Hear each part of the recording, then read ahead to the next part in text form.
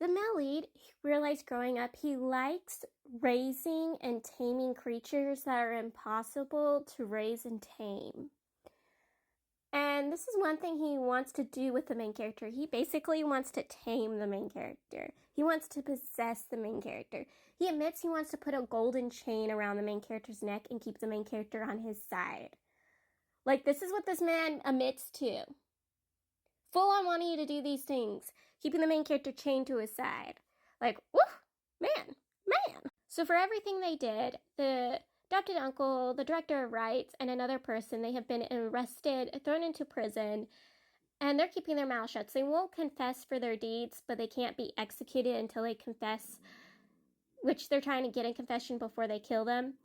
And they're keeping their mouths shut. And the main character's like, yeah, no, I'm not going to allow this. So he goes and tortures the adopted uncle to give the adopted uncle his dues for what he did to the main character 5 years ago. And the adopted uncle, he confesses. He confesses of what the main character's bio father and he did to the original crown prince. The original crown prince was supposed to have the throne, not the former emperor. But the Emperor Stangran used the main character's bio father and the adopted uncle to get rid of the original crown prince by framing him, sealing him in the temple, and leading him to commit suicide. They have the blood of the crown prince on their hands, so she could put the former emperor on the throne. And they used this as evidence to control the main character's bio father and the adopted uncle later down the line to get them to do more deeds, more actions for them, to keep their mouths shut, because if they ever open their mouths, they reveal, the Emperor Strongon will reveal the actions they did to get rid of the original crown prince. And so they did more actions, deeds for the Emperor Stangran. The adopted uncle reveals to the main character the reason why the main character's bio father betrayed the country was to get back at the Emperor Stangran and to get back at him, he himself, and the director of rights, because he knew that even if he did all these actions for the Emperor Stangran, did all her sneaky things in the background for her, she would sooner or later backstab and get rid of him when she didn't think he was useful anymore. So he decided, why not just destroy her country? Why not betray her before she can backstab me? Yeah, he did that. And then he killed himself so he wouldn't take punishment. Yeah, that's how bad it was. Also, the main character's adopted uncle and the director of rights were dead. The uncle probably died from the torturing the main character gave him, and then the director of rights was assigned to be executed for his actions by the now emperor. I can't remember if it was the Male's second in hand or one of the Male's men, but they warned the Male to be wary after they found out what the main character did to the adopted uncle. They're like, hey, be wary of him. Don't keep him by your side. Don't keep him by our side. Because if he can do that to the adopted uncle for what the adopted uncle did to him 5 years ago, what is he going to do to you? Because remember, the Male tried killing the main character and then tried embarrassing the main character and physically harmed the main character 5 years ago. Yeah. And the Mele's like, But yeah, that's what I was thinking. The moment the main character got released from the temple or was called for questioning on the ex-godson of the director of rights, death, like, my queen's out and about. He's there for his revenge. He's ready to take that country down. He's ready to cause bloodshed.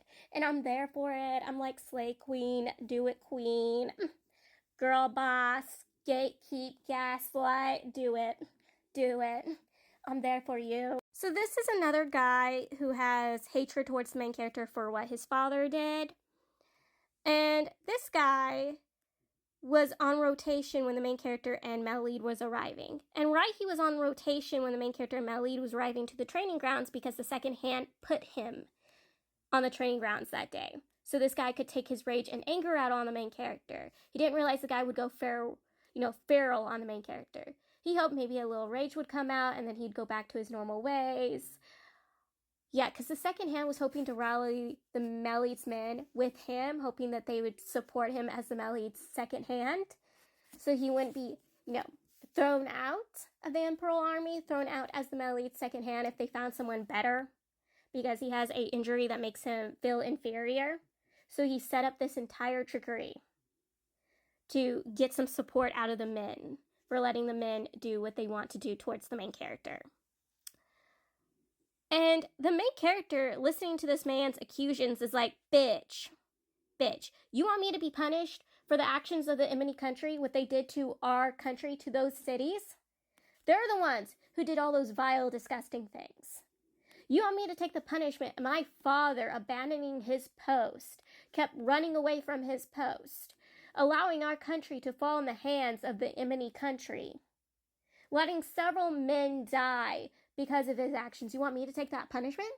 Are you ridiculous? Are you stupid? He also claps back by saying, where the fuck were you guys? The moment the second city fell, you guys should have taken his helmet. You should have taken his military privileges, his military rights. You should have stripped him of all his power and control. But no, you guys continue to let my father do his shit. And now look what had happened. Our country wouldn't have fallen if you guys didn't let him have his way the entire fucking time until he fucking killed himself. And I'm like, clap, queen, slay, I knew you the bitch. Which, when the male lead comes across this, because the main character in male lead, this dude is fighting, the male lead stops the fight. He kicks this man out of the Imperial Army. Well, he gives this man a choice. Either accept the main character and accept the male lead's, having the main character by his side, or get the fuck out of the army. He also basically gives his fucking second hand a verbal fucking smack across the face for his actions. Like, the male lead full on protects the main character in this scene. And I fucking loved it. Some people said before that this couple was horny. We're only in book 1 and they already did the Devil's Tango. The male lead already has thoughts of it, like, like, I was surprised, but at the same time, not, because I heard there's a scene between them on a horse. I've not come across that scene yet, but I know it's sooner or later gonna come.